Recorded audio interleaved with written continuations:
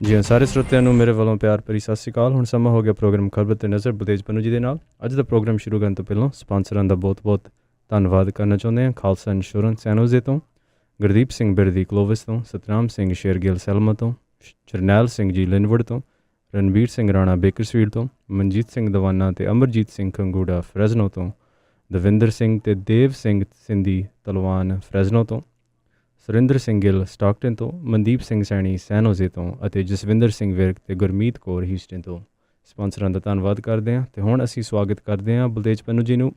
ਹਾਂਜੀ ਬਲਤੇਜ ਪੰਨੂ ਜੀ, ਸਤਿ ਸ਼੍ਰੀ ਅਕਾਲ ਜੀ। ਆਇਆਂ ਨੂੰ ਅੱਜ ਦੇ ਪ੍ਰੋਗਰਾਮ 'ਚ ਧੰਨਵਾਦ, ਬਹੁਤ ਮਿਹਰਬਾਨੀ ਜੀ। ਤੇ ਅੱਜ ਸਟਾਰਟ ਪਾਉਂਦੇ ਆ ਜੀ ਇੱਕ ਵਾਰੀ ਫੇਰ ਤੇ ਕੀ ਕੁਛ ਇਸ ਵੇਲੇ ਜਿਹੜਾ ਚੱਲ ਰਿਹਾ ਤਾਂ ਜਿਹੜਾ ਪਿਛਲੇ ਦਿਨਾਂ ਤੋਂ ਬਹੁਤ ਚਰਚਿਤ ਜਿਹੜਾ ਸਿਟੀਜ਼ਨਸ਼ਿਪ ਅਮੈਂਡਮੈਂਟ ਐਕਟ ਸੀਗਾ ਉਹ ਇੱਕ ਵਾਰੀ ਫੇਰ ਚਰਚਾ ਦੇ ਵਿੱਚ ਆਇਆ। ਮਹਾਮਾਰੀ ਦੇ ਵਿੱਚ ਬਹੁਤਾ ਕੁਛ ਜਿਹੜਾ ਉਹ ਭੁੱਲ ਗਿਆ ਸੀਗਾ। ਚਰਚਾ ਦੇ ਵਿੱਚ ਆਉਣ ਦਾ ਕਾਰਨ ਇਹ ਹੈ ਕਿ ਇਹਨੂੰ ਜਿਹੜੀ ਇਹਦੀ ਵੈਧਤਾ ਸੀ ਉਹਨੂੰ ਚੁਣੌਤੀ ਦਿੰਦੀਆਂ 5 ਤਾਜ਼ਾ ਪਟੀਸ਼ਨਾਂ ਦੇ ਉੱਤੇ ਸੁਪਰੀਮ ਕੋਰਟ ਨੇ ਕੇਂਦਰ ਸਰਕਾਰ ਨੂੰ ਨੋਟਿਸ ਜਾਰੀ ਕੀਤਾ।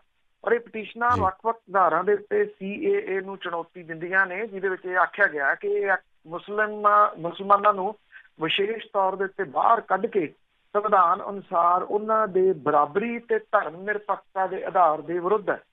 ਵੀਡੀਓ ਕਾਨਫਰੰਸਿੰਗ ਦੇ ਰਾਹੀਂ ਚੱਲੀ ਅਦਾਲਤੀ ਕਾਰਵਾਈ ਦੇ ਦੌਰਾਨ ਸੁਪਰੀਮ ਕੋਰਟ ਨੇ ਕੇਂਦਰ ਸਰਕਾਰ ਨੂੰ ਨੋਟਿਸ ਜਾਰੀ ਕੀਤਾ। ਇੰਡੀਅਨ ਯੂਨੀਅਨ ਮੁਸਲਿਮ ਲੀਗ ਇਸ ਕੇਸ ਦਾ ਮੁੱਖ ਪਟੀਸ਼ਨਰ ਹੈ ਔਰ ਇਸ ਵਰੇ 10 ਜਨਵਰੀ ਨੂੰ ਨੋਟੀਫਾਈ ਜਿਹੜਾ ਕੀਤਾ ਗਿਆ CAA ਸੀਗਾ। ਇਸ ਤਰ੍ਹਾਂ ਦੇ ਗੈਰ ਮੁਸਲਿਮ ਘੱਟ ਗਿਣਤੀਆਂ ਹਿੰਦੂਆਂ, ਸਿੱਖਾਂ, ਬੋਧੀਆਂ, ਜੈਨੀਆਂ, ਪਾਰਸੀਆਂ ਤੇ ਈਸਾਈਆਂ ਨੂੰ ਭਾਰਤੀ ਨਾਗਰਿਕਤਾ ਦਿੰਦਾ, ਜਿਹੜੀਆਂ ਕਿ ਧਰਮ ਦੇ ਆਧਾਰ ਦੇ ਉੱਤੇ ਹੋਏ ਸ਼ੋਸ਼ਣ ਕਾਰਨ ਅਫਗਾਨਿਸਤਾਨ, ਪਾਕਿਸਤਾਨ ਤੇ ਬੰਗਲਾਦੇਸ਼ ਤੋਂ 31 ਦਸੰਬਰ 14 ਤੋਂ ਪਹਿਲਾਂ ਇੱਥੇ ਪ੍ਰਵਾਸ ਕਰਕੇ ਭਾਰਤ ਆਏ ਹੈ। ਸਵਾਲ ਇਹ ਆ ਕਿ ਇਹਦੇ ਉੱਤੇ ਜਿਹੜਾ ਜੀ ਇਹ ਖੜੂਗਾ ਸੁਪਰੀਮ ਕੋਰਟ ਦੇ ਵਿੱਚ ਜਾਂ ਨਹੀਂ, ਕਿਉਂਕਿ ਅੱਜ ਜਿਹੜੀ ਹਾਲਾਤ ਬਣੀ ਹੋਈ ਆ ਉਹਨੇ ਸਿਚੁਏਸ਼ਨ ਹੀ ਬਿਲਕੁਲ ਬਦਲ ਕੇ ਰੱਖ ਦਿੱਤੀ ਆ। ਇਹ ਕਹਿੰਦੇ ਅਸੀਂ ਦੂਜੇ ਮੁਲਕਾਂ ਤੋਂ ਲਿਆ ਕੇ ਇੱਥੇ ਵਸਾਉਣੇ, ਜਿਨ੍ਹਾਂ ਤੇ ਧੱਕਾ ਹੁੰਦਾ। ਅੱਜ ਸਾਰੀਆਂ ਸੜਕਾਂ ਦੇ ਉੱਤੇ ਹਜ਼ਾਰਾਂ ਲੱਖਾਂ ਦੀ ਗਿਣਤੀ ਦੇ ਵਿੱਚ ਮਜ਼ਦੂਰ ਜਿਹੜੇ ਆ ਜੀ ਉਹ ਤੁਰੇ ਜਾ ਰਹੇ ਆ, ਨੰਗੇ ਪੈਰੀਂ ਤੁਰੇ ਜਾ ਰਹੇ ਆ। ਰੋਜ਼ ਕਿੱਡੀਆਂ ਖਬਰਾਂ ਜਿਹੜੀਆਂ ਜੀ ਉਹ ਸਾਹਮਣੇ ਆ ਰਹੀਆਂ ਨੇ। ਉਹਦੇ ਵਿੱਚ ਆਈ ਥਿੰਕ ਕਿਤੇ ਨਾ ਕਿਤੇ ਤਾਂ ਸ਼ਰਮ ਹੀ ਆਉਣੀ ਚਾਹੀਦੀ ਆ ਜਿਹੜੇ ਲੋਕ ਇਹਨੂੰ ਜਿਹੜਾ ਉਸ ਟਾਈਮ ਪ੍ਰਚਾਰ ਰਹੇ ਸੀ ਔਰ ਲੋਕਾਂ ਦੇ ਗਲ ਜਿਹੜਾ ਜੀ ਉਹ ਪੈ ਰਹੇ ਸੀਗੇ ਜੀ। ਜੇ ਗੱਲ ਕਰੀਏ ਇਹ ਜਿਹੜਾ ਦੀ COVID-19 ਹੈ, ਇਹਦਾ ਕਾਰਨ ਹੈ ਜਾਂ ਕੋਈ ਹੋਰ ਜਿਹੜੇ ਦੀ ਉਹ ਕਾਰਨ ਨੇ। ਕਰੋਨਾ ਵਾਇਰਸ ਦੀ ਮਹਾਮਾਰੀ ਕਰਕੇ ਜਿਹੜਾ ਇੰਟਰਨੈਸ਼ਨਲ ਅਰਥਚਾਰਾ ਹੈ ਉਹਦੇ ਵਿੱਚ ਆਈ ਮੰਦੀ ਦੇ ਮੱਦੇ ਨਜ਼ਰ ਜਿਹੜੇ ਫੋਰਨ ਇਨਵੈਸਟਰ ਨੇ ਉਹਨਾਂ ਨੇ ਭਾਰਤ ਦੇ ਵਿੱਚੋਂ 16 ਅਰਬ ਡਾਲਰ ਤੋਂ ਵੱਧ ਦਾ ਪੈਸਾ ਬਾਹਰ ਕੱਢ ਲਿਆ। ਜਿਹੜੇ ਇਨਵੈਸਟਰ ਨੇ ਉਹਨਾਂ ਨੇ ਏਸ਼ੀਆ ਦੇ ਵਿਕਾਸਸ਼ੀਲ ਅਰਥਚਾਰਿਆਂ ਚੋਂ ਅਨੁਮਾਨਿਤ 26 ਅਰਬ ਅਮਰੀਕਨ ਡਾਲਰ ਵਾਪਸ ਖਿੱਚੇ ਆ ਔਰ ਇਹ ਦਾਅਵਾ ਅਮਰੀਕਨ ਕਾਂਗਰਸ ਦੀ ਇੱਕ ਰਿਪੋਰਟ ਦੇ ਵਿੱਚ ਕੀਤਾ ਗਿਆ। ਰਿਪੋਰਟ ਕਹਿੰਦੀ ਹੈ ਕਿ ਕਰੋਨਾ ਵਾਇਰਸ ਕਰਕੇ ਜਿੱਥੇ ਵਿਸ਼ਵ ਦੇ ਸਾਰੇ ਪ੍ਰਮੁੱਖ ਅਰਥਚਾਰੇ ਸੁੰਗੜ ਜਾਣਗੇ, ਉੱਥੇ ਸਿਰਫ 3 ਮੁਲਕਾਂ ਚਾਈਨਾ, ਭਾਰਤ ਤੇ ਇੰਡੋਨੇਸ਼ੀਆ ਦਾ ਅਰਥਚਾਰਾ ਜਿਹੜਾ ਉਹ ਸਾਲ 2020 ਦੇ ਵਿੱਚ ਸਕਾਰਾਤਮਕ ਢੰਗ ਦੇ ਨਾਲ ਵਧੇ ਫੁੱਲੇਗਾ। ਅਮਰੀਕੀ ਜਿਹੜੀ ਕਾਂਗਰਸ ਹੈ ਉਹਦੇ ਰਾਜ਼ਾਨਾ ਖੋਜ ਸੈਂਟਰ ਨੇ COVID-19 ਦੇ ਆਲਮੀ ਅਰਥਚਾਰੇ ਤੇ ਪੈਣ ਵਾਲੇ ਅਸਰ ਦੇ ਬਾਰੇ ਦੇ ਵਿੱਚ ਜਿਹੜੀ ਆਪਣੀ ਸੱਜਰੀ ਜਿਹੜੀ ਰਿਪੋਰਟ ਹੈ ਉਹਦੇ ਵਿੱਚ ਇਹ ਗੱਲਾਂ ਜਿਹੜੀਆਂ ਦੀ ਆਖੀਆਂ ਨੇ ਕਿ ਵਿਦੇਸ਼ੀ ਜਿਹੜੇ ਨਿਵੇਸ਼ਕ ਨੇ ਏਸ਼ੀਆ ਦੇ ਵਿਕਾਸਸ਼ੀਲ ਅਰਥਚਾਰਿਆਂ ਤੋਂ 26 ਅਰਬ ਅਮਰੀਕਨ ਡਾਲਰ ਤੇ ਭਾਰਤ ਚੋਂ 16 ਅਰਬ ਅਮਰੀਕਨ ਡਾਲਰ ਤੋਂ ਵੱਧ ਦੀ ਰਾਸ਼ੀ ਵਾਪਸ ਕੱਢ ਲਈ ਗਈ। ਰਿਪੋਰਟ ਦੇ ਵਿੱਚ ਇਹ ਵੀ ਦਾਅਵਾ ਕੀਤਾ ਗਿਆ ਕਿ ਜਿਹੜੇ ਫੋਰਨ ਇਨਵੈਸਟਰ ਨੇ ਉਹਨਾਂ ਦੇ ਇਸ ਸਟੈਪ ਦੇ ਨਾਲ ਏਸ਼ੀਆ ਦੇ ਵਿੱਚ ਵੱਡੀ ਆਰਥਿਕ ਮੰਦੀ ਨੂੰ ਲੈ ਕੇ ਫਿਕਰਮੰਦੀ ਵੱਧ ਗਈ ਆ। ਯੂਰਪ ਦੇ ਵਿੱਚ ਜਰਮਨੀ, ਫਰਾਂਸ, UK, ਸਪੇਨ ਤੇ ਇਟਲੀ ਦੇ 3 ਕਰੋੜ ਲੋਕਾਂ ਨੇ ਆਰਥਿਕ ਮੰਦੀ ਤੋਂ ਉੱਭਰਨ ਲਈ ਸਰਕਾਰ ਤੋਂ ਸਹਿਯੋਗ ਮੰਗਿਆ, ਜਦੋਂ ਕਿ ਸਾਲ 2020 ਦੀ ਪਹਿਲੀ ਤਿਮਾਹੀ ਦੇ ਅੰਕੜਿਆਂ ਤੋਂ ਸਾਫ਼ ਹੈ ਕਿ ਯੂਰਪੀਅਨ ਅਰਥਚਾਰਾ 3.8% ਤੱਕ ਸੁੰਗੜ ਗਿਆ। ਸਾਲ 1995 ਮਗਰੋਂ ਕਿਸੇ ਤਿਮਾਹੀ 'ਚ ਸਭ ਤੋਂ ਵੱਡਾ ਇਹ ਨਿਘਾਰ ਹੈ। ਅਮਰੀਕਾ ਦੇ ਵਿੱਚ ਸ਼ੁਰੂਆਤੀ ਅੰਕੜੇ ਜਿਹੜੇ ਦੀ ਉਹ ਇਹੀ ਦੱਸਦੇ ਨੇ ਕਿ 2020 ਦੀ ਪਹਿਲੀ ਤਿਮਾਹੀ ਦੇ ਵਿੱਚ GDP 4.8% ਤੱਕ ਡਿੱਗੂਗੀ। ਰਿਪੋਰਟ ਦੇ ਮੁਤਾਬਕ ਮਹਾਮਾਰੀ ਸੰਕਟ ਮੌਕੇ ਜਿਹੜੀਆਂ ਨੀਤੀਆਂ ਨੇ ਉਹਨੂੰ ਲਾਗੂ ਕਰਨਾ ਸਰਕਾਰਾਂ ਲਈ ਵੱਡੀ ਚੁਣੌਤੀ ਹੋਊਗੀ, ਕਿਉਂਕਿ ਸਰਕਾਰਾਂ ਨੂੰ ਨਾਲੋਂ ਨਾਲ ਕਰੋਨਾ ਦੇ ਟਾਕਰੇ ਲਈ ਵੈਕਸੀਨ ਵਿਕਸਿਤ ਕਰਨਾ ਤੇ ਆਪਣੇ ਨਾਗਰਿਕਾਂ ਦੀ ਸਲਾਮਤੀ ਦੇ ਪ੍ਰਬੰਧ ਵੀ ਕਰਨੇ ਹੋਣਗੇ ਜੀ। ਭਾਰਤੀ ਅਰਥਚਾਰਾ ਜਿਹੜਾ ਪਹਿਲਾਂ ਹੀ ਜਿਹੜਾ ਉਹ ਡਾਵਾਡੋਲ ਹੈ, ਉਹ ਇਹਦੇ ਤੋਂ ਕਿਵੇਂ ਉੱਠੂਗਾ? ਇਹ ਆਪਣੇ ਆਪ ਦੇ ਵਿੱਚ ਇੱਕ ਬਹੁਤ ਵੱਡਾ ਜਿਹੜਾ ਵੀ ਉਹ ਸਵਾਲ ਕਿਹਾ ਜਾ ਸਕਦਾ ਜੀ। ਇਹਦੇ ਵਿੱਚ ਇਹ ਵੀ ਆ ਕਿ ਜਿੱਥੇ ਦੁਨੀਆ ਭਰ ਦੇ ਜਿਹੜੇ ਮੁਲਕ ਹੈ ਉਹ ਅਰਥ ਸ਼ਾਸਤਰੀ ਜਿਹੜੇ ਨੇ ਉਹਨਾਂ ਦੀ ਰਾਏ ਲੈ ਰਹੇ ਆ, ਇੱਥੇ ਏਦਾਂ ਦੀ ਕੋਈ ਰਾਏ ਵਾਲੀ ਜਿਹੜੀ ਗੱਲ ਹੀ ਨਹੀਂ ਸੁਣਨ ਨੂੰ ਮਿਲ ਰਹੀ। ਇੱਥੇ ਮਹਿਜ਼ ਮਨ ਕੀ ਬਾਤ ਹੀ ਜਿਹੜੀ ਹੈ ਜੀ ਉਹ ਹੋ ਰਹੀ ਹੈ। ਪਿਛਲੇ ਦਿਨਾਂ ਤੋਂ ਪੰਜਾਬ ਦੇ ਵਿੱਚ ਚਰਚਿਤ ਜਿਹੜਾ ਆਬਕਾਰੀ ਵਿਭਾਗ ਵਾਲਾ ਮਾਮਲਾ ਸੀ, ਉਹਨੂੰ ਲੈ ਕੇ ਕਾਂਗਰਸ ਸਰਕਾਰ ਦੇ ਅੰਦਰ ਬਾਗੀ ਸੁਰਾਂ ਸੁਣਨ ਨੂੰ ਮਿਲ ਰਹੀਆਂ ਸੀ। ਕੈਪਟਨ ਅਮਰਿੰਦਰ ਸਿੰਘ ਹੋਰਾਂ ਦੇ ਸਰਕਾਰ ਚਲਾਉਣ ਦਾ ਤਰੀਕਾ ਜਿਹੜਾ ਵੀ ਵੱਖਰਾ ਹੈ। ਇਸ ਵਾਰੀ ਉਹ ਜਿਹੜਾ ਨਵਾਂ ਤਜਰਬਾ ਕਰ ਰਹੇ ਆ ਕਿ ਜਿਹੜਾ ਵੀ ਫਾਰਮ ਹਾਊਸ ਤੋਂ ਸਰਕਾਰ ਚਲਾ ਰਹੇ ਆ ਦੂਜੇ ਸੂਬੇ ਚੋਂ, ਕਿਉਂਕਿ ਇਹ ਪੈਂਦਾ ਹਿਮਾਚਲ ਪ੍ਰਦੇਸ਼ ਦੇ ਵਿੱਚ, ਉੱਥੋਂ ਉਹ ਸਰਕਾਰ ਜਿਹੜਾ ਵੀ ਉਹ ਚਲਾ ਰਹੇ ਆ। ਪਿਛਲੇ ਦਿਨੀ ਜਦੋਂ ਜਿਹੜੇ ਮੰਤਰੀ ਸੀ, 3 ਖਾਸ ਤੌਰ ਦੇ ਉੱਤੇ ਮਨਪ੍ਰੀਤ ਸਿੰਘ ਬਾਦਲ, ਚਰਨਜੀਤ ਸਿੰਘ ਚੰਨੀ ਤੇ ਸੁਖਜਿੰਦਰ ਸਿੰਘ ਰੰਧਾਵਾ ਇਹ ਲਿਖ ਕੇ ਦੇ ਆਏ ਸੀਗੇ ਵੀ ਜਾਂ ਤਾਂ ਅਸੀਂ ਆਵਾਂਗੇ ਜਾਂ ਚੀਫ ਸਕੱਤਰ ਆਊਗਾ। ਮਤਾ ਜਿਹੜਾ ਵੀ ਉਹ ਪਾਇਆ ਸੀ। ਹੁਣ ਕੀ ਕੀਤਾ ਕੈਪਟਨ ਅਮਰਿੰਦਰ ਸਿੰਘ ਹੋਰਾਂ ਨੇ 3 ਦਿਨ ਪਹਿਲਾਂ ਇੱਕ ਮੀਟਿੰਗ ਲਾ ਲਈ ਮੰਤਰੀਆਂ ਦੀ। ਉਹਦੇ ਵਿੱਚ ਇਹ ਮੰਤਰੀ ਸਾਈਡ ਤੇ ਕਰਕੇ ਦੂਜਿਆਂ ਨੂੰ ਜਿਹੜਾ ਸੀ ਉਹ ਸੱਦ ਕੇ ਇਹ ਕਹਿ ਦਿੱਤਾ ਕਿ ਮੰਤਰੀ ਮੰਡਲ ਦੀ ਮੀਟਿੰਗ ਹੋ ਗਈ ਆ। ਮੁੜ ਕੇ ਕਹਿੰਦੇ ਨਹੀਂ, ਲੋੜ ਹੀ ਉਹਨਾਂ ਦੀ ਸੀ, ਬਾਕੀਆਂ ਦੀ ਹੈ ਨਹੀਂ ਸੀ, ਅਜੇ ਲੋੜ ਤਾਂ ਨਹੀਂ ਸੱਦਿਆ। ਉਹ ਪਾੜਨ ਦੇ ਯਤਨ ਸੀਗੇ ਇਹਨਾਂ ਨੂੰ, ਜਿਹੜਾ ਵੀ ਨਹੀਂ ਹੈ ਤਾਂ ਫਿਰ ਮੈਂ ਇਹਨਾਂ ਨੂੰ ਅਹਿਮੀਅਤ ਜਿਹੜੀ ਸੀ ਉਹ ਦਊਂਗਾ। ਜ਼ਿਆਦਾ ਬੋਲਣ ਵਾਲੇ ਜਿਹੜੇ ਸੀਗੇ ਜੀ ਰਾਜਾ ਵੜਿੰਗ, ਜਿਹੜੇ ਟਵੀਟ ਕਰਕੇ ਲਗਾਤਾਰ ਟਵੀਟ ਕਰ ਰਹੇ ਸੀ। 16 ਦੇ ਕਰੀਬ ਜਿਹੜੇ MLA ਤੇ ਮੰਤਰੀ ਉਹਨਾਂ ਨੇ ਉਹਨਾਂ ਦੇ ਇੱਕ ਟਵੀਟ ਨੂੰ ਰੀਟਵੀਟ ਕੀਤਾ, ਜਿਹੜਾ ਇਹ ਸੀਗਾ ਕਿ ਚੀਫ ਸਕੱਤਰ ਦੇ ਮਾਮਲੇ ਦੇ ਉੱਤੇ ਇਨਵੈਸਟੀਗੇਸ਼ਨ ਕੀਤੀ ਜਾਵੇ। ਇਹਦੇ 'ਚ ਜ਼ਿਆਦਾ ਬੋਲਣ ਵਾਲੇ ਰਾਜਾ ਵੜਿੰਗ ਵੀ ਸੱਦ ਲਿਆ, ਚਿੱਠੀਆਂ ਲਿਖਣ ਵਾਲੇ ਪ੍ਰਗਟ ਸਿੰਘ ਵੀ ਸੱਦ ਲਏ, ਤੇ ਜਿਹੜੇ 3 ਮੰਤਰੀਆਂ ਦੇ ਵਿੱਚੋਂ ਇੱਕ ਸੀ ਸੁਖਜਿੰਦਰ ਸਿੰਘ ਰੰਧਾਵਾ, ਉਹ ਵੀ ਸੱਦ ਲਏ।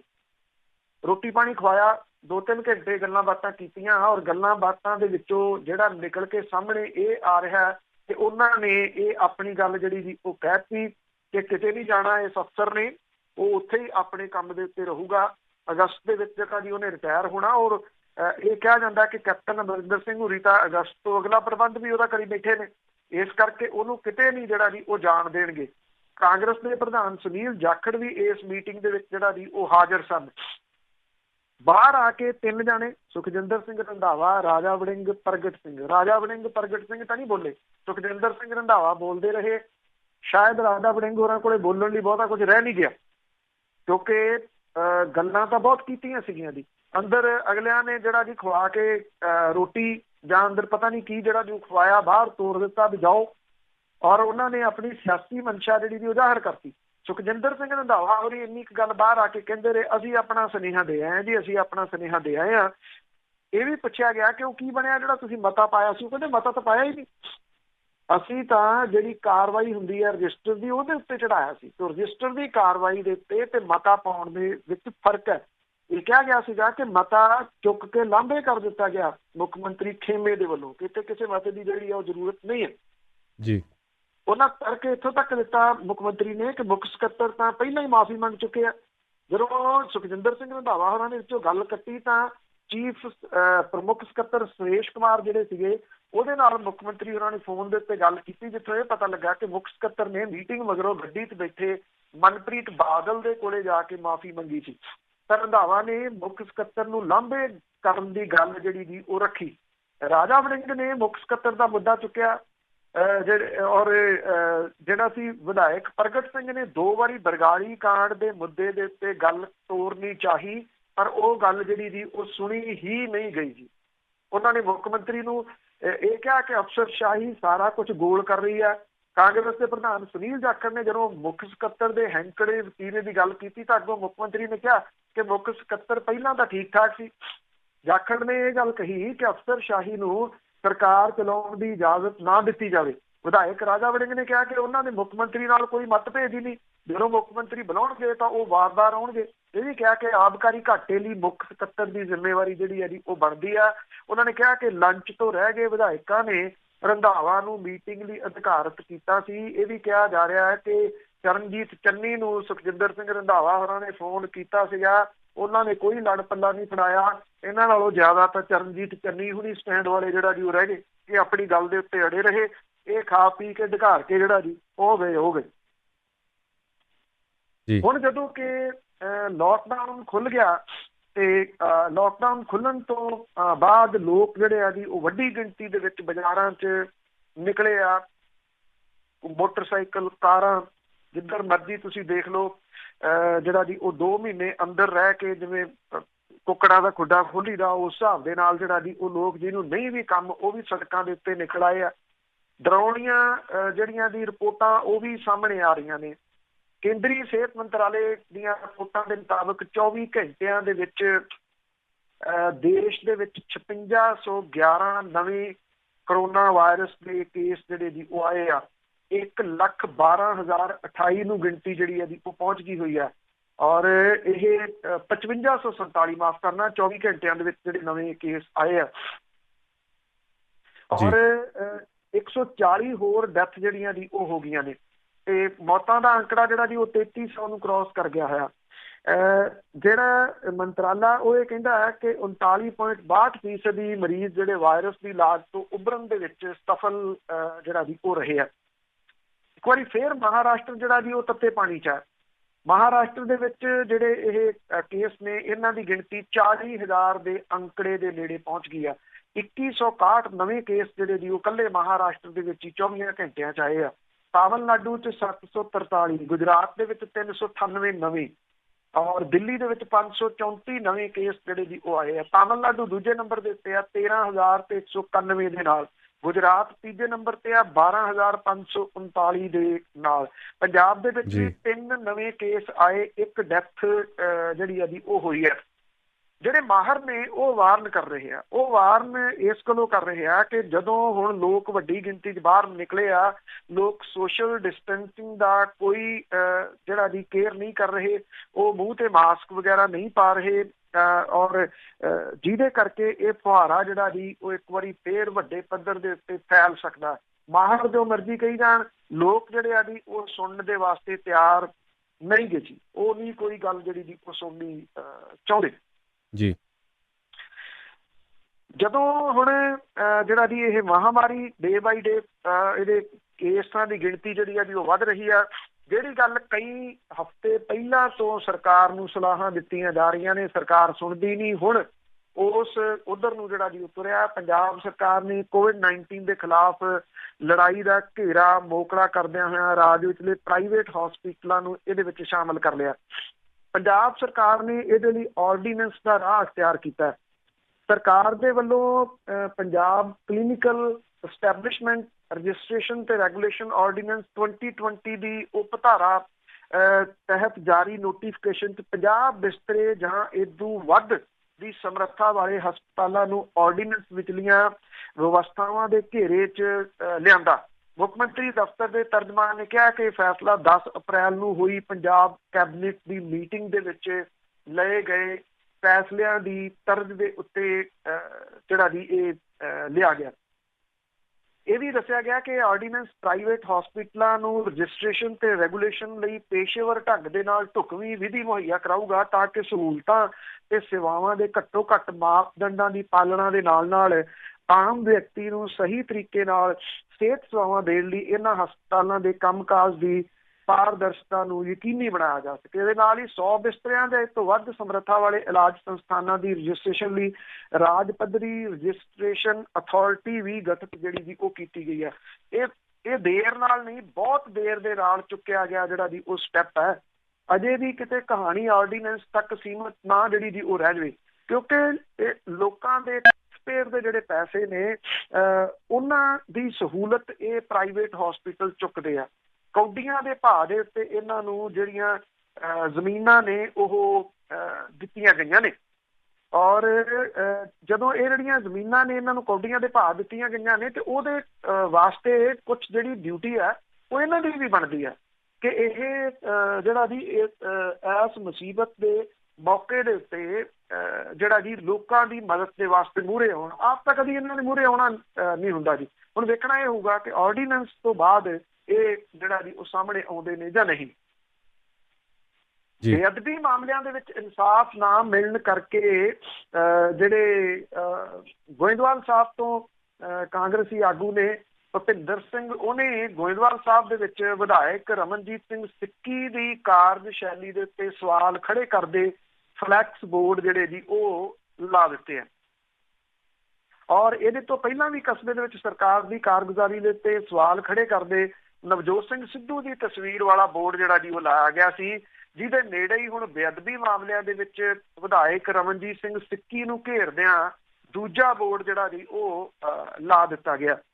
ਬੇਅਦਬੀ ਮਾਮਲਿਆਂ ਦੇ ਵਿੱਚ ਇਨਸਾਫ ਦਿਵਾਉਣ ਦਾ ਵਾਅਦਾ ਕਰਕੇ ਸੱਤਾ ਦੇ ਵਿੱਚ ਆਈ ਕਾਂਗਰਸ ਸਰਕਾਰ ਦੇ 3 ਸਾਲਾਂ ਤੋਂ ਵੱਧ ਸਮੇਂ ਮਗਰੋਂ ਵੀ ਇਨਸਾਫ ਨਾ ਮਿਲਣ ਤੇ ਕਾਂਗਰਸੀ ਆਗੂ ਨੇ ਸਿੱਕੀ ਦੇ ਵੱਲੋਂ ਬੇਅਦਬੀ ਮਾਮਲਿਆਂ ਸੰਬੰਧੀ 5 ਸਾਲ ਪਹਿਲਾਂ ਵਿਧਾਇਕ ਦੇ ਵਜੋਂ ਜਿਹੜਾ ਸੀਗਾ ਜੀ ਦਿੱਤੇ ਅਸਤੀਫੇ ਦੇ ਉੱਤੇ ਵਿਅੰਗ ਕੱਸਦਿਆਂ ਫਲੈਕਸ ਬੋਰਡ ਲਾਇਆ।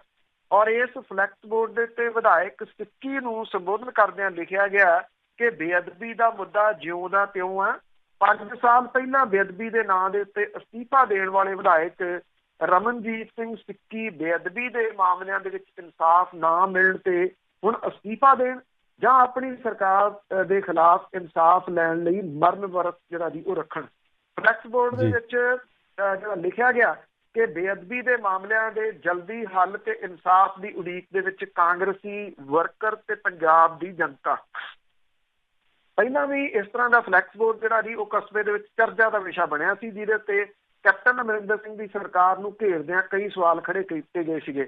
ਇਸ ਵਾਰ ਬੋਰਡ ਦੇ ਉੱਤੇ ਵਿਧਾਇਕ ਰਮਨਜੀਤ ਸਿੱਕੀ ਨੂੰ ਨਿਸ਼ਾਨਾ ਜਿਹੜਾ ਜੀ ਉਹ ਬਣਾਉਂਦੇ ਆ। 5 ਸਾਲ ਪਹਿਲਾਂ ਬੇਅਦਬੀ ਮਾਮਲੇ ਤੇ ਉਹਨਾਂ ਵੱਲੋਂ ਦਿੱਤੇ ਗਏ ਅਸਤੀਫੇ ਦੇ ਉੱਤੇ ਹੀ ਸਵਾਲ ਜਿਹੜੇ ਜੀ ਉਹ ਖੜੇ ਕੀਤੇ ਗਏ ਆ। ਬੋਰਡ ਲਾਉਣ ਵਾਲੇ ਜਿਹੜਾ ਜੀ ਇੱਥੋਂ ਦੇ ਗੋਇੰਦਵਾਲ ਸਾਹਿਬ ਦੇ ਆਗੂ ਜਿਹੜਾ ਜੀ ਉਹ ਕਹਿੰਦਾ ਕਿ ਉਹਨਾਂ ਦੀ ਕਿਸੇ ਆਗੂ ਜਾਂ ਵਿਧਾਇਕ ਨਾਲ ਰੰਜਿਸ਼ ਨਹੀਂ, ਉਹਨਾਂ ਨੇ ਸਿਰਫ ਆਪਣੀਆਂ ਭਾਵਨਾਵਾਂ ਬਿਆਨ ਕੀਤੀਆਂ ਨੇ, ਇਦੋਂ ਵੱਧ ਉਹ ਹੋਰ ਬਹੁਤਾ ਕੁਝ ਜਿਹੜਾ ਜੀ ਉਹ ਨਹੀਂ ਕਹਿਣਾ ਚਾਹੁੰਦੇ ਜੀ। ਤੇ ਜਿਹੜਾ ਲਾਸਟ ਦੇ ਵਿੱਚ ਜਿਹੜਾ ਜੀ ਇਸ ਵੇਲੇ ਗੱਲ ਕਰੀਏ ਤਾਂ ਜਿਹੜਾ ਨਕੋਦਰ ਕਾਂਡ ਹੋਇਆ ਸੀਗਾ, ਜਿਹੜਾ ਕਿ 2 ਫਰਵਰੀ 1986 ਨੂੰ ਹੋਇਆ ਸੀ। ਗੁਰੂ ਗ੍ਰੰਥ ਸਾਹਿਬ ਦੇ ਕੁਝ ਜਿਹੜੇ ਸਰੂਪ ਸੀ ਉਹ ਅਗਨ ਭੇਟ ਹੋ ਗਏ ਸੀਗੇ ਤੇ ਉਸ ਤੋਂ ਬਾਅਦ ਜਿਹੜੀ ਸ਼ਾਂਤਮਈ ਸੰਗਤ ਜਿਹੜੀ ਸੀ ਉੱਥੇ ਰੋਸ ਪ੍ਰਗਟ ਕਰ ਰਹੀ ਸੀ, ਉਹਦੇ ਉੱਤੇ ਪੁਲਿਸ ਨੇ ਗੋਲੀਆਂ ਚਲਾਤੀਆਂ ਸੀ 4 ਫਰਵਰੀ 1986 ਨੂੰ। ਬਹੁਤ ਨੇੜੇ ਤੋਂ ਅੰਨ੍ਹੇਵਾਹ ਗੋਲੀਆਂ ਚਲਾਈਆਂ ਗਈਆਂ। 4 ਨੌਜਵਾਨ ਜਿਹੜੇ ਸੀਗੇ ਉਹ ਇਹਨਾਂ ਗੋਲੀਆਂ ਦਾ ਸ਼ਿਕਾਰ ਹੋਏ। ਰਵਿੰਦਰ ਸਿੰਘ ਲਿੱਤਣਾ, ਬਲਧੀਰ ਸਿੰਘ ਰਾਮਗੜ੍ਹ, ਝਲਮਨ ਸਿੰਘ ਗੋਰਸੀਆਂ, ਹਰਮਿੰਦਰ ਸਿੰਘ ਚਲੂਪਰ ਇਹ ਸ਼ਾਮਲ ਸੀਗੇ।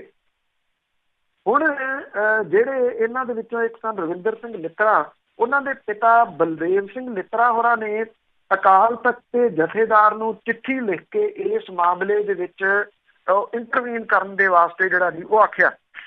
ਉਹਨਾਂ ਦੇ ਵਿੱਚ ਲਿਖਿਆ ਕਿ 4 ਫਰਵਰੀ ਰਾਤ ਦੇ ਹਨੇਰੇ ਦੇ ਵਿੱਚ ਉਸ ਵੇਲੇ ਲਾਸ਼ਾਂ ਦਾ ਪੋਸਟਮਾਰਟਮ ਕਰਨ ਦਾ ਹੁਕਮ ਉਦੋਂ ਦੇ additional deputy commissioner Darbara Singh Guru ਨੇ ਦਿੱਤੇ, ਜਿਨ੍ਹਾਂ ਦੇ ਕੋਲ ਡਿਪਟੀ ਕਮਿਸ਼ਨਰ ਦੀਆਂ ਤਾਕਤਾਂ ਵਰਤਣ ਦੇ ਅਧਿਕਾਰ ਸੀ। ਜਲੰਧਰ ਜ਼ਿਲ੍ਹੇ ਦੇ ਉਸ ਵੇਲੇ ਦੇ SSP ਇਜ਼ਹਾਰ ਆਲਮ ਸਨ, ਮੁਹੰਮਦ ਇਜ਼ਹਾਰ ਆਲਮ, ਜਿਹੜੇ ਆਲਮ ਸੈਨਾ ਕਰਕੇ ਵੀ ਚਰਚਿਤ ਸਨ। ਇਹਨਾਂ ਨੌਜਵਾਨਾਂ ਦੀਆਂ ਲਾਸ਼ਾਂ ਲੈਣ ਲਈ ਉਸ ਵੇਲੇ ਦੇ ਤਖਤ ਕੇਸਗੜ੍ਹ ਦੇ ਜਥੇਦਾਰ ਜਿਹੜੇ ਸੀ ਹਰਚੰਦ ਸਿੰਘ ਮਾਹਲੋ ਵੀ ਆਏ, ਪਰ ਪੁਲਿਸ ਨੇ ਅੱਗੇ ਨਹੀਂ ਜਾਣ ਦਿੱਤਾ। ਲਾਸ਼ਾਂ ਦੀ ਪਛਾਣ ਹੋਣ ਦੇ ਬਾਵਜੂਦ ਪੁਲਿਸ ਨੇ 5 ਫਰਵਰੀ 1986 ਨੂੰ ਸਵੇਰ ਸਾਰ ਇਹ ਲਾਸ਼ਾਂ ਅਣਪਛਾਤੀਆਂ ਤੇ ਲਾਵਾਰਸ ਕਹਿ ਕੇ ਨਕੋਦਰ ਦੇ ਸ਼ਮਸ਼ਾਨ ਘਾਟ ਦੇ ਵਿੱਚ ਸਾੜ ਦਿੱਤੀਆਂ। ਉਦੋਂ ਪੰਜਾਬ ਦੇ ਵਿੱਚ ਅਕਾਲੀ ਦਲ ਦੀ ਸਰਕਾਰ ਸੀ, ਮੁੱਖ ਮੰਤਰੀ ਸੁਰਜੀਤ ਸਿੰਘ ਬਰਨਾਲਾ ਸਨ। ਇਸ ਘਟਨਾ ਦੀ ਜਾਂਚ ਲਈ ਜਸਟਿਸ ਗੁਰਨਾਮ ਸਿੰਘ ਕਮਿਸ਼ਨ ਬਣਾਇਆ ਗਿਆ। ਉਹਨੇ ਆਪਣੀ ਜਾਂਚ ਰਿਪੋਰਟ 31 ਅਕਤੂਬਰ 1986 ਨੂੰ ਪੰਜਾਬ ਸਰਕਾਰ ਨੂੰ ਦੇ ਦਿੱਤੀ। ਲੰਮਾ ਸਮਾਂ ਇਹ ਜਾਂਚ ਵਿਧਾਨ ਸਭਾ ਦੇ ਸਦਨ ਦੇ ਵਿੱਚ ਨਹੀਂ ਰੱਖੀ ਗਈ। 5 ਮਾਰਚ 2001 ਨੂੰ ਨਕੋਦਰ ਬੇਅਦਬੀ ਕਾਂਡ ਦੀ ਜਾਂਚ ਰਿਪੋਰਟ ਚੁੱਪਚਾਪ ਵਿਧਾਨ ਸਭਾ 'ਚ ਪੇਸ਼ ਕਰਤੀ। ਉਸ ਵੇਲੇ ਪੰਜਾਬ ਦੇ ਮੁੱਖ ਮੰਤਰੀ ਪ੍ਰਕਾਸ਼ ਸਿੰਘ ਬਾਦਲ ਸਨ, ਵਿਧਾਨ ਸਭਾ ਦੇ ਸਪੀਕਰ ਚਰਨਜੀਤ ਸਿੰਘ ਓਟਵਾਲ ਸਨ। ਇਸ ਰਿਪੋਰਟ ਤੇ ਨਾ ਕੋਈ ਚਰਚਾ ਹੋਈ, ਨਾ ਕਿਸੇ ਵਿਰੁੱਧ ਕੋਈ ਕਾਰਵਾਈ ਕਰਨ ਦੀ ਸਿਫਾਰਿਸ਼ ਕੀਤੀ ਗਈ। ਇਹਨਾਂ ਇਹ ਲਿਖਿਆ ਕਿ 34 ਸਾਲਾਂ ਬਾਅਦ ਵੀ ਸਾਨੂੰ ਇਹਨਾਂ ਪਰਿਵਾਰਾਂ ਨੂੰ ਕੋਈ ਇਨਸਾਫ ਜਿਹੜਾ ਜੀ ਉਹ ਨਹੀਂ ਮਿਲਿਆ। ਇਹ ਵੀ ਕਿਹਾ ਕਿ ਕਮਿਸ਼ਨ ਰਿਪੋਰਟ ਦਾ ਪਹਿਲਾ ਭਾਗ ਉਹਨਾਂ ਨੂੰ ਮਿਲਿਆ, ਦੂਜਾ ਭਾਗ ਅਜੇ ਤੱਕ ਗੁੰਮ ਹੈ। ਸਰਕਾਰ ਨੇ ਇਸ ਰਿਪੋਰਟ ਨੂੰ 33 ਸਾਲ ਦੱਬੀ ਜਿਹੜਾ ਜੀ ਉਹ ਰੱਖਿਆ। ਔਰ ਉਹਨਾਂ ਨੇ ਜਿਹੜੀ ਆ ਜੀ ਇਹ ਗੱਲ ਕਹੀ ਆ ਕਿ ਸ਼੍ਰੋਮਣੀ ਅਕਾਲੀ ਦਲ ਸਿੱਖਾਂ ਦੀ ਨੁਮਾਇੰਦਾ ਜਮਾਤ ਹੈ, ਅਕਾਲ ਤਖਤ ਸਿੱਖਾਂ ਦੀ ਸਿਰਮੌਰ ਸੰਸਥਾ। ਅਸੀਂ ਤੁਹਾਨੂੰ ਇਹ ਬੇਨਤੀ ਕਰਦੇ ਹਾਂ ਕਿ ਇਨਸਾਫ ਦਿਵਾਉਣ ਦੇ ਵਾਸਤੇ ਤੁਸੀਂ ਆਪਣਾ ਪ੍ਰਭਾਵ ਵਰਤੋ।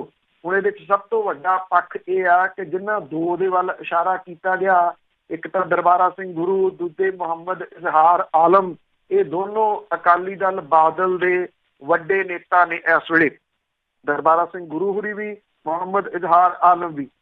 ਅਕਾਲੀ ਦਲ ਜਾਂ ਅਕਾਲੀ ਦਲ ਦੇ ਪ੍ਰਭਾਵ ਦੇ ਹੇਠ ਸ਼੍ਰੋਮਣੀ ਗੁਰਦੁਆਰਾ ਪ੍ਰਬੰਧਕ ਕਮੇਟੀ ਤੇ ਸ਼੍ਰੋਮਣੀ ਗੁਰਦੁਆਰਾ ਪ੍ਰਬੰਧਕ ਕਮੇਟੀ ਦੇ ਵੱਲੋਂ ਥਾਪੇ ਗਏ ਜਥੇਦਾਰ ਅਕਾਲ ਤਖਤ ਜਿਹੜੇ ਹਰਪ੍ਰੀਤ ਸਿੰਘ ਹੁਰੀ ਨੇ, ਉਹ ਕਿਵੇਂ ਇਸ ਮਾਮਲੇ ਦੇ ਉੱਤੇ ਜਿਹੜਾ ਜੀ ਉਹ ਕੋਈ ਫੈਸਲਾ ਲੈ ਲੈਣਗੇ, ਇਹ ਆਪਣੇ ਆਪ ਦੇ ਵਿੱਚ ਇੱਕ ਵੱਡੀ ਹੈਰਾਨਗੀ ਵਾਲੀ ਗੱਲ ਹੋਊਗੀ। ਪਰ ਪਰਿਵਾਰ ਸਿਰੜੀ ਆ ਸਕਦਾ ਉਹ ਜਿਹੜਾ ਜੀ ਇਸ ਚੀਜ਼ ਨੂੰ ਲਗਾਤਾਰ ਲੋਕਾਂ ਨੂੰ ਯਾਦ ਜਿਹੜਾ ਜੀ ਉਹ ਕਰਾਉਂਦਾ ਰਹਿੰਦਾ ਕਿ 34 ਸਾਲ ਪਹਿਲਾਂ ਆਹ ਕੁਛ ਹੋਇਆ ਸੀ, ਉਹਦਾ ਇਨਸਾਫ ਅਜੇ ਤੱਕ ਜਿਹੜਾ ਜੀ ਉਹ ਨਹੀਂ ਮਿਲਿਆ।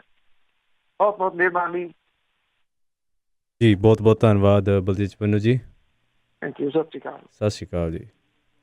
ਜੀ ਇਹ ਸਨ ਬਲਤੇਜ ਪੰਨੂ ਜੀ। ਅੱਜ ਦੇ ਪ੍ਰੋਗਰਾਮ 'ਚ ਖਬਰ ਤੇ ਨਜ਼ਰ ਇੱਦਾਂ ਹੀ ਅਸੀਂ ਇਜਾਜ਼ਤ ਲੈਂਦੇ ਹਾਂ, ਕੱਲ੍ਹ ਨੂੰ ਮਿਲਦੇ ਹਾਂ। ਮੇਰੇ ਵੱਲੋਂ ਸਾਰਿਆਂ ਨੂੰ ਪਿਆਰ ਭਰੀ ਸਤਿ ਸ਼੍ਰੀ ਅਕਾਲ।